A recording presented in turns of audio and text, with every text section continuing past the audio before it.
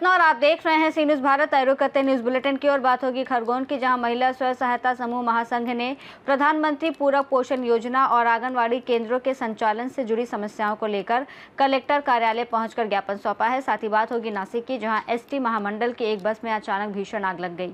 ऐसी तमाम खबरों पर विस्तार से चर्चा करेंगे। जलेसर तहसील क्षेत्र के ग्राम पंचायत मोहनपुर में रानी अहिल्याबाई होलकर के साइन बोर्ड पर अराजक तत्वों द्वारा कालिख पोतकर अपमान किए जाने के विरोध में भाजपा नेतृत्व नीलम प्रजापति ने उप जिलाधिकारी पीयूष रावत को ज्ञापन सौंपकर आरोपियों के खिलाफ कड़ी कार्रवाई की मांग की है। भाजपा नेत्री ने कहा कि ये कृत्य प्रदेश में अराजकता फैलाने का प्रयास है और इसे किसी भी हाल में बर्दाश्त नहीं किया जाएगा।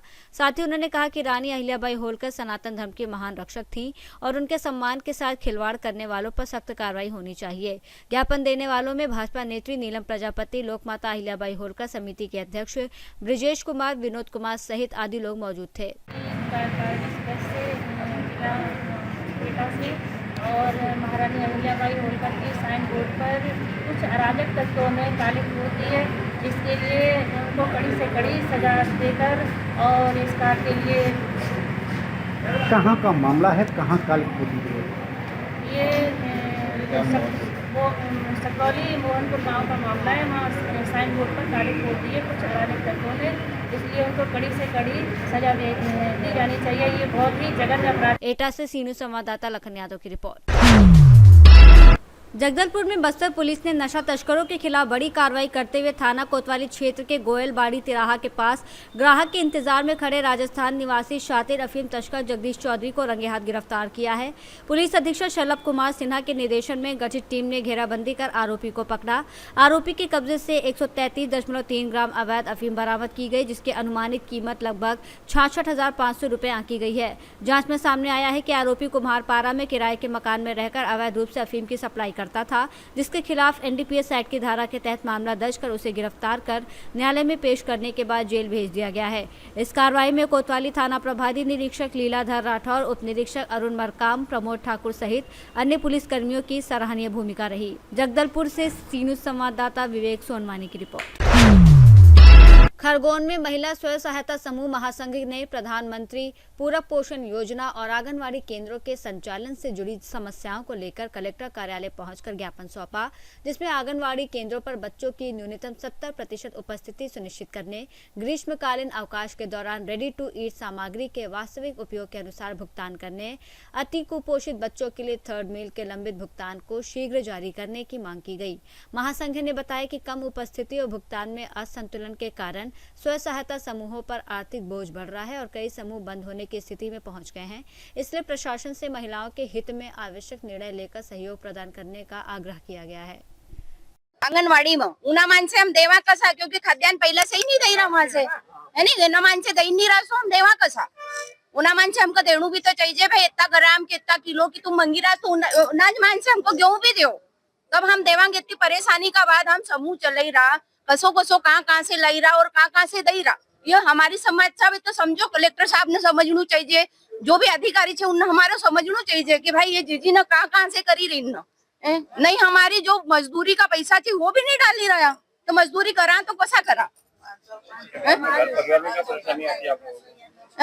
इस तरह से जब आप लोग करते हैं तो घर परिवार में क्या परेशानी आ रही है? घर परिवार चलावा कसो, इतना मन जितनी तनख्वाह मिली रही वन नहीं डली रही, तो घर परिवार कसो चलावांगा। नहीं यो परिवार भी हमारो जाए, जिनका हम खवाड़ी रानी बच्चा न का, यो परिवार भी हमारो जाए, पर उनका खाना का तो दो, तब हम उना मानसी देवांगा। क्या नाम है? नाम आशा धनगर। कि अभी हमको आंगनवाड़ी केंद्रों में अक्टूबर माह से राशि नहीं डली और खाद्यान्न भी नहीं फरवरी से डला और रेडी टू मांग रहे हैं, तो हम कैसे देखिए हमको इतनी समस्या हो रही है।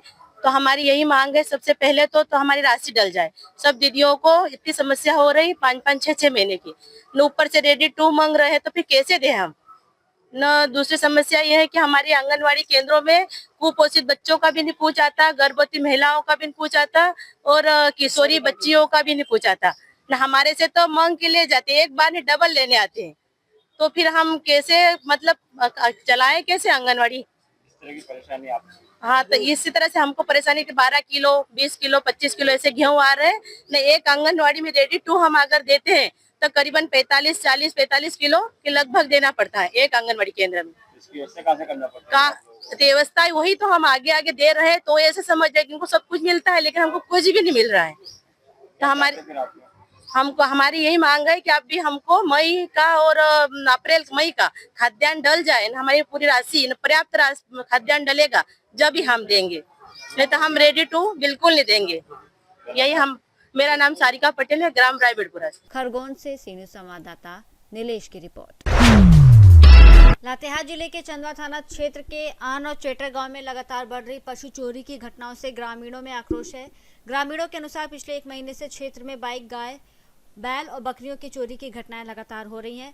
बीती रात भी 2 बाइक सवार चोरों ने ऑन गांव से 2 बकरों की चोरी की कोशिश की, लेकिन ग्रामीणों के जाग जाने पर वो भागने लगे, जिसमें ग्रामीणों ने पीछा किया तो चोर एक बकरा और बिना नंबर प्लेट की अपाची बाइक छोड़कर फरार हो गए, जबकि दूसरा बकरा लेकर भाग निकले।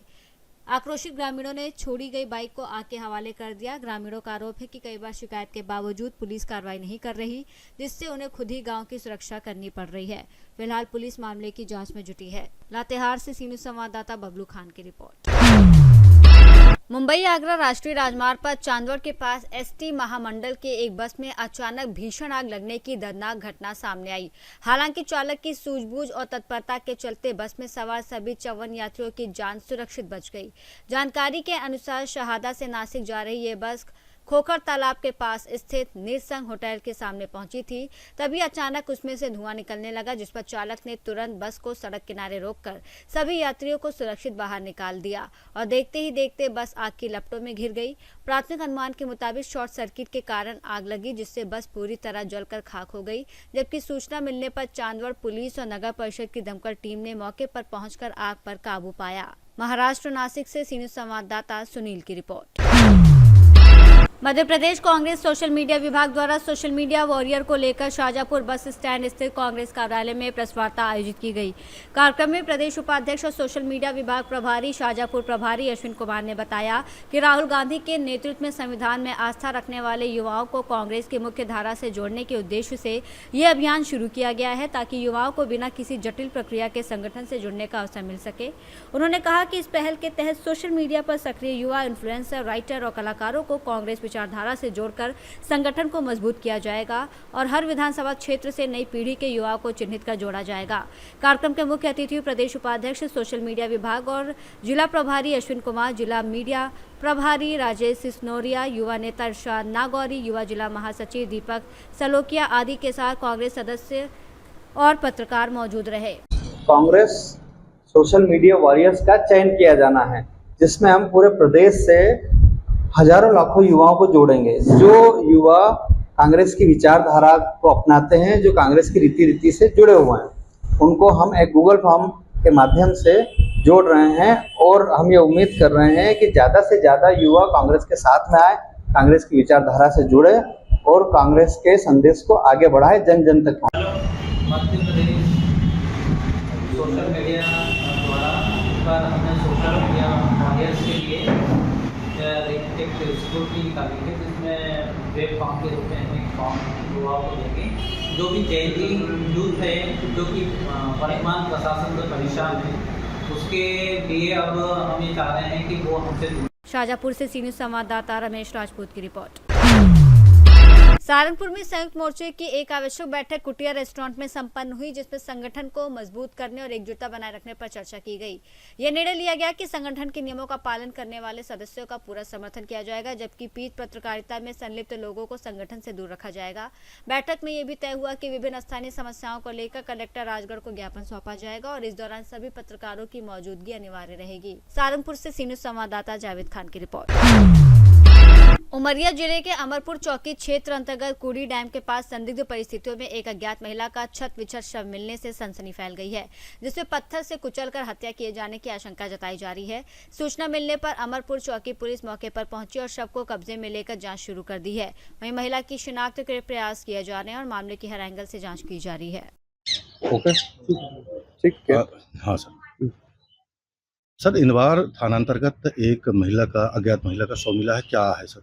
जी, जैसा कि आपने बताया, चौकी अमरपुर अंतर्गत एक कुड़ी डैम है, उसमें एक नीचे बावड़ी टाइप की बनी हुई है, वहाँ पर एक महिला का एक लाश डेड बॉडी मिली हुई। प्रथम दृष्टया कुछ भी कहना अभी जल्दबाजी होगी। इसमें हमने मर कायम करके इसको जांच में लिया है। चौकी प्रभारी अमरपुर और उनकी टीम के द्वारा इसमें मर कायमी के उपरांत इसमें लाश पंचनामा की कार्रवाई की गई है। इसमें हम डेड बॉडी को पीएम हेतु भेज रहे हैं। आसपास के लोगों के इसमें कथन भी लेखबद्ध किए जाएंगे, परिस्थितियों का आकलन किया जाएगा। पीएम रिपोर्ट के बाद सारी चीजें स्पष्ट होंगी, तभी इसमें कुछ कहा जा सकता है कि वास्तव में घटना क्या हुई है। सर अभी कोई संदेह वगैरह ऐसा कुछ? अभी चूंकि डेड बॉडी भी अज्ञात है, महिला अज्ञात है, इन सारी चीज़ों के बारे में हम जानकारी जुटा रहे हैं।